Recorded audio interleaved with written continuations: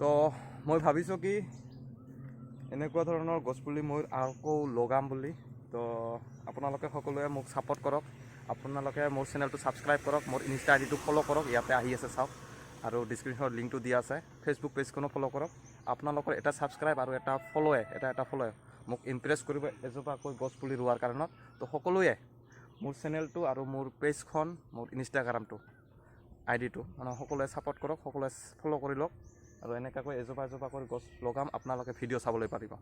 আৰু আপোনাৰ লগতে আপোনাৰ বন্ধুকো মানে এই গছপুলিজোপা মই যে ৰুম আপোনালোকৰ ছাপোৰ্টৰ কাৰণে, তো শ্বেয়াৰ কৰি কেনে আপোনাৰ বন্ধুকো বা বান্ধৱীকো সুযোগটো দিয়ক।